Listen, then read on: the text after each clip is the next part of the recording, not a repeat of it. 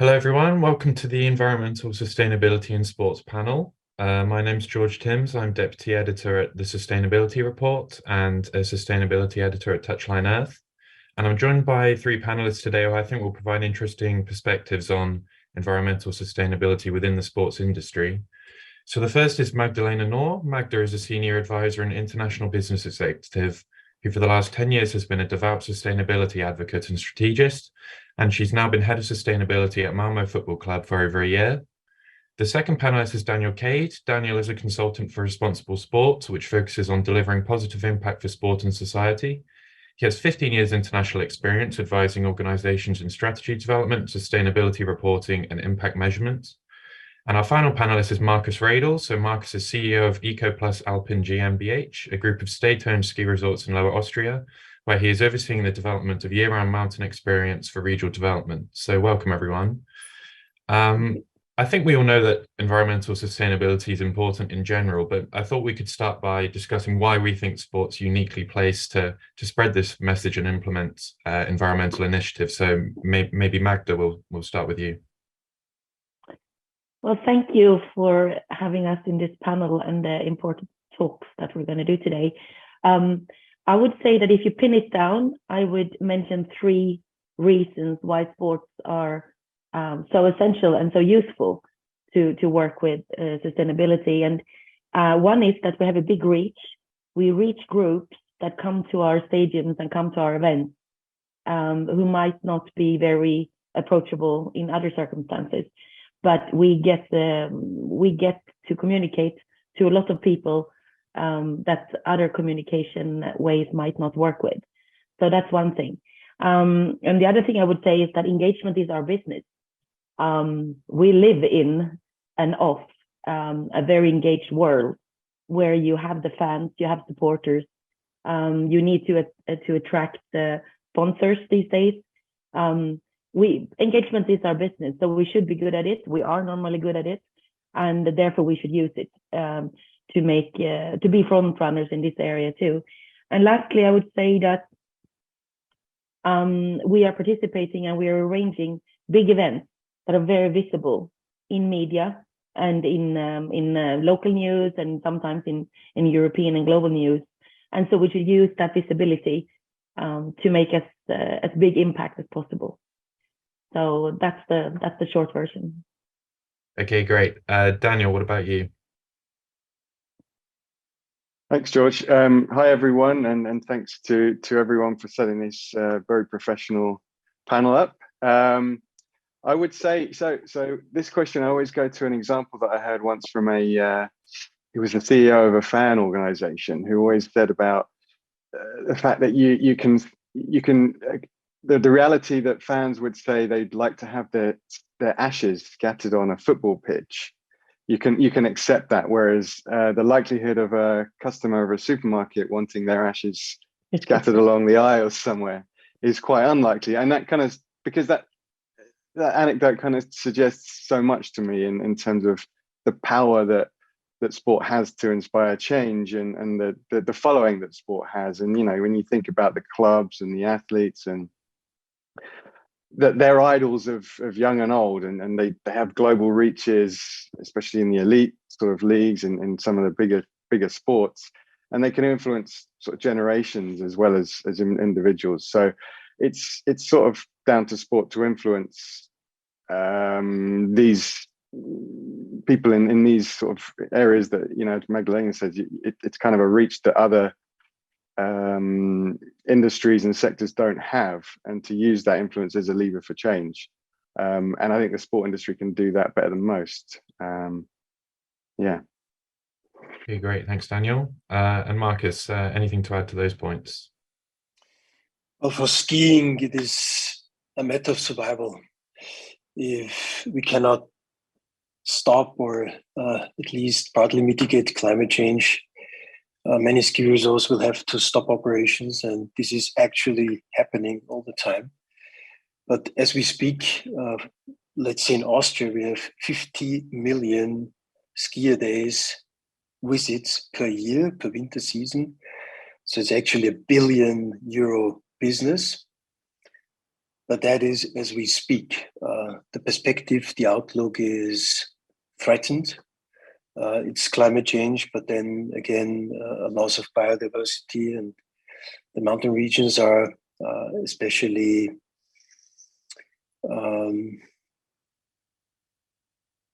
in need of protection. So I really love organizations that came to life in the last years. Let's say Protect Our Winters, which is sort of a grassroots organization. And then there's a Mountain Town 2030 organization in the USA with a lot of the ski towns networking and challenging each other to reach a carbon net zero goal by 2030. So there's a lot of things going on, and we desperately need it in the ski industry.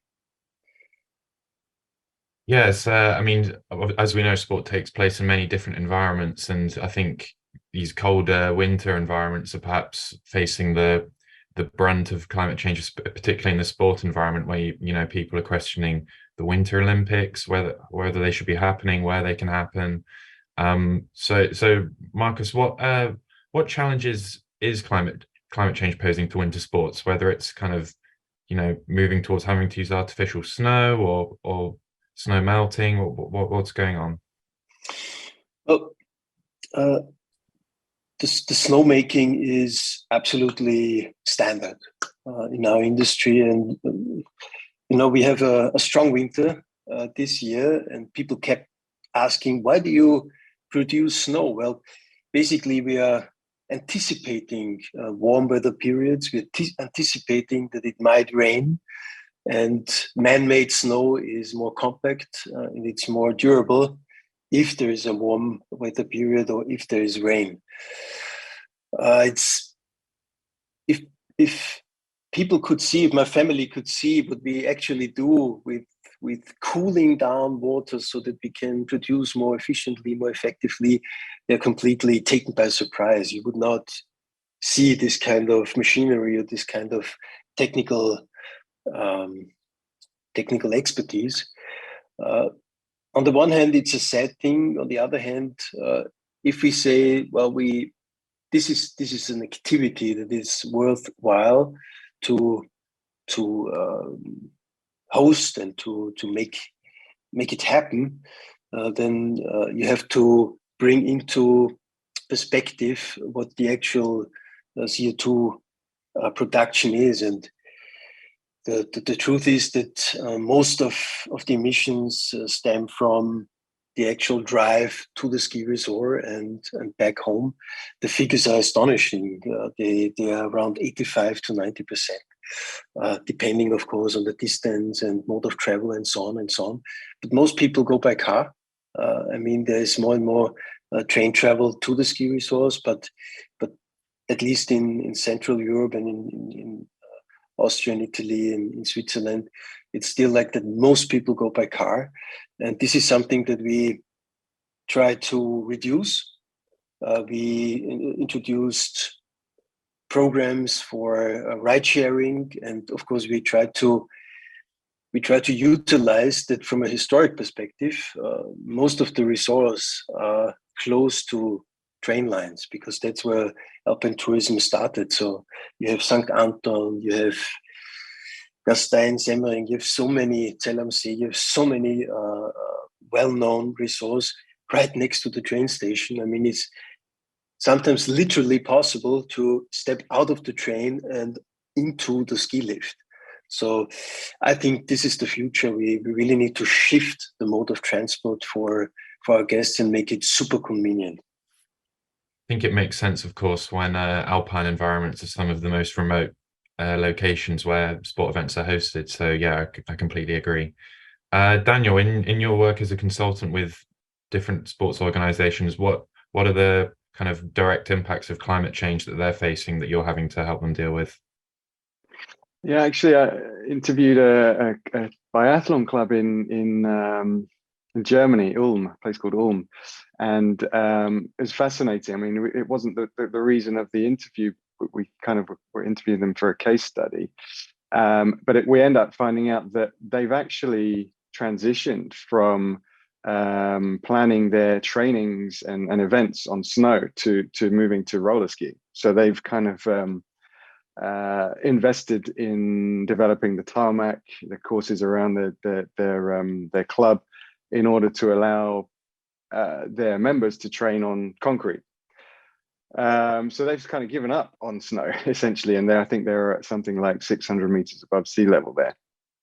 And it's gone from when the club was established to having snow and guaranteeing having that snow and training on that snow, to now going down the roller skiing, which is a fair way to train for the sport, but it's not ideal, obviously. And so then they have to travel to go to training in different parts of the country, or even in different countries, in order to get the snow to be able to travel for train for the competition. So it's a way of adapting that they've adapted, but it's not it's not a way that they not an adaptation that sort of favors the climate, because they're traveling now to go and train.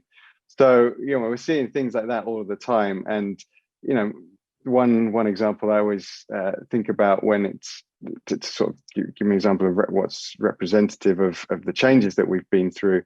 There was an event in Val d'Isère in France that started in 1955. And it was like one of the first events of the season. So it was called the Criterium of the First Snow. I won't attempt the French version of that, but it was there because by mid-November in Val d'Isère, it was sort of known as snow certain area. So there were guaranteed snow throughout December. So this is one of the competitions they had there, 1955. Now, as the 80s kind of came along, apparently villages were experiencing change in the village. They weren't, the snow wasn't guaranteed anymore, to the point where in 2014, the event actually had to switch to Sweden. And apparently since 1960, so I've got some figures here, apparently since 1960, the snow season has lost 38 days in the Alps. And there's something like 200 Alp ski resorts empty, and so on. So the figures, the examples are there for everyone to see. It's really affecting the industry, and it's in many areas, as Markus sort of alluded to, it's facing this existential crisis. So, and therefore, in pockets of that industry, sort of the biathlon union, for example, into the biathlon union, you're seeing a lot of good stuff in terms of sustainability initiatives and strategic approaches and things. But that's also because the sport is in danger. Mm. And what about you, Magdalena? With Malmo, obviously you don't play on snow, but climate change is obviously disruptive to the club as well. Well, no, we prefer not play on snow. Actually, our women's national team lost the game in snow this week. But no, but obviously we pride ourselves that we're not having a artificial turf. We have a hybrid, which we think you should play on grass. But that's easy for us to say in the very southern tip of Sweden, because if you go a little further north, you have to have artificial pitches because it's not possible to play on grass for the vast part of the year. On the other hand, we also have our season from like April till October, November.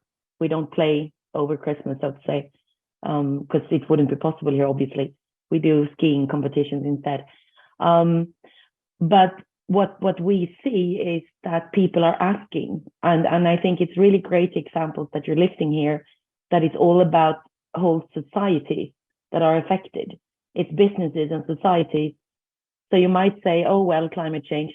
But when you take up these examples that you do, that the lack of snow, which itself is a disgrace for us that we have managed to reach this, it also affects so many people's lives, the surroundings, the society, and the possibilities of there's no respect for the planetarian boundaries, and that affects people's livelihood and business. It affects people living in these villages and so on. And those are things that we try to take to our relatively green and windy city. I mean, we do have a little snow now, but it will be gone by Christmas. When I was a kid, I'm not going to go all the way back, but when I was a kid, we had proper snow the whole winter.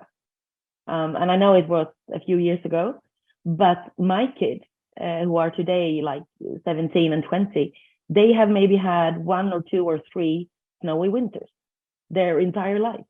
And we live in Sweden, not in the mountains. We're in the south, close to Copenhagen, in Denmark. But there is a clear change. And I think it's really important that we put this forward.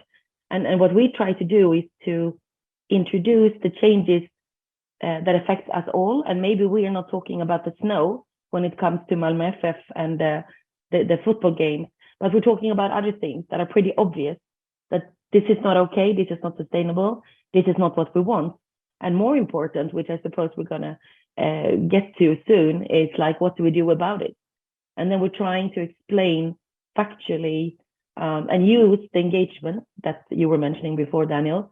Use our players, use our CEO, use the people that are normally in media talking about football results, but to use them in kind of communicating what you can do, you and you and you and me and everyone attending a game.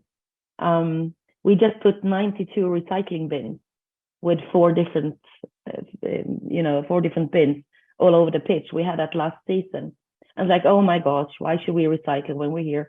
And then we try to educate people on why. And you have to be careful, of course, because people are there to see football. I mean, they don't care that much. But we have to use the opportunity and use the visibility. And also we brag so much about all the food that we serve, that we have raised the part of the vegetarian food now immensely. We brag about how we reuse food in a sustainable way between hospitality area, our lunch restaurant, the food that players eat and employees eat. And also we happen to have a high school within our stadium. There are 600 students having their lunch every day. And I can assure you that they get really, really good food. They get the leftovers from the hospitality event. So, we use it. So we try to make examples that are understandable and tangible and easy to grasp and understand. So, and that's like my mantra in general, that, you have to do baby steps. It takes so long time to change habits. And I think the key to change is that everyone understands that I am important. What I do is important, and not like to put it on, I don't know, the UN, the government, other people, whatever. It's what I do that is important. It's exactly what Markus was talking about, that you should, you're able to take the train also to many resorts in Sweden. People do to the larger ones, but not everywhere. So, yes, it's handy to pack in your family and your stuff in a car and drive. But it might be worth to try a change for your kids' sake, basically. Go to the big emotions. Use the media department to make a change. Yeah, I think that links nicely to where we started, really, with the power that sport has. It can have this massive collective power, but also, the individual impact it can empower people. But I think it's clear from all the panelists' answers that the climate change impacts on sport are getting worse. But despite how important maybe environmental sustainability should be, maybe in sports it's not being acted upon as much as it should. There's some sort of disconnect still going on, I think. There's not enough financial and human resources being applied in this area to have a true impact, I think, to make big changes.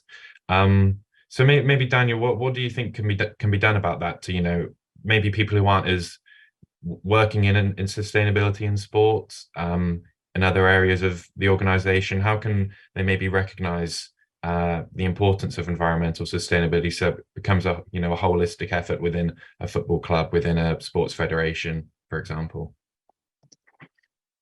Yeah, thanks, George. I think so. I had to think about this one, and I think there's maybe at least three areas. So the first one that I listed was sort of leadership, leading by example. The other one was education, and the last one was regulations or incentives. So the leading by example, the leadership thing, the first club that came to mind is probably the one that comes to most people's minds, alongside Malmo, is Forest Green Rovers, and the work that Dale Vince has done since he took over the club there, in terms of using the club as a as a medium for raising awareness about climate change. So he's introduced, he and his team and of capable staff have introduced a number of different initiatives, collecting rainwater, harvesting rainwater to water the pitch, the vegan food, and so on and so forth,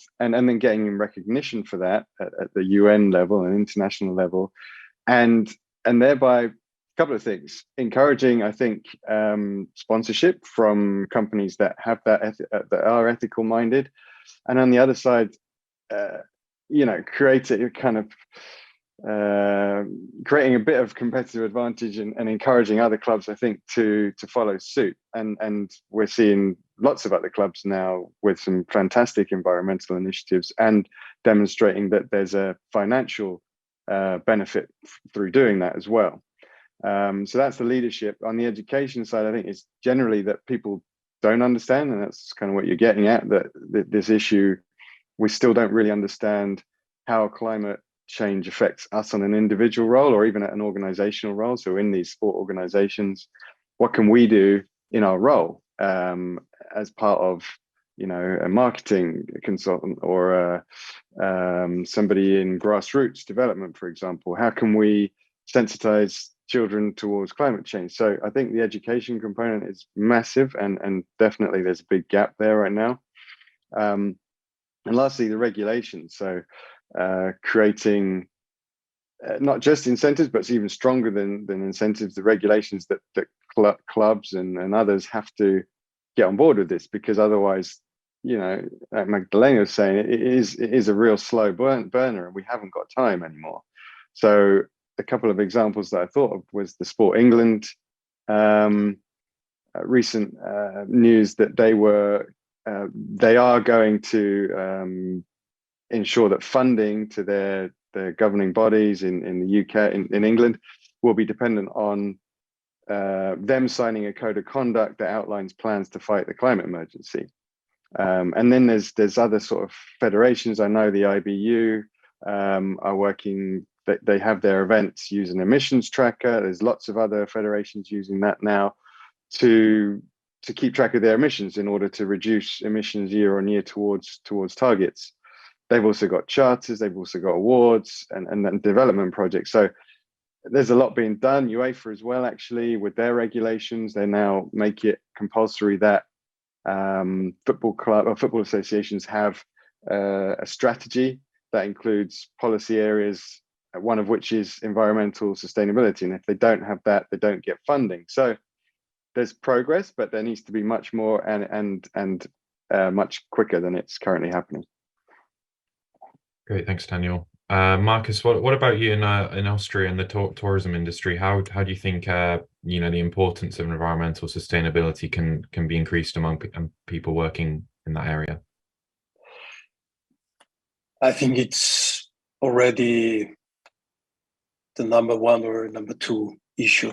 Definitely, there's all things related to the workforce and to labor, and to be able to employ all the people, the specialists that you need.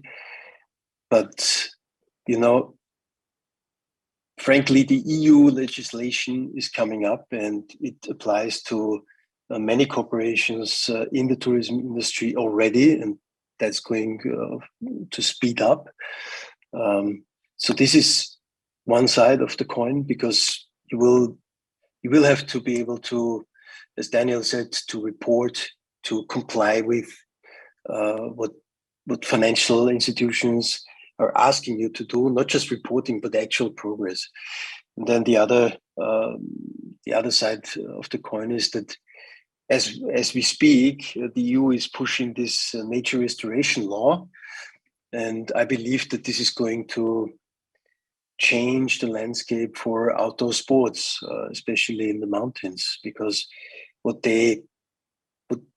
we will be able to do is to say, well, there's certain areas that we use for tourism and for recreation, and there's also infrastructure there, but then there are other areas that are not used, at least not used extensively for tourism.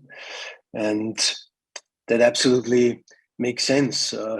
It might sound paradox, but a ski resort from a strictly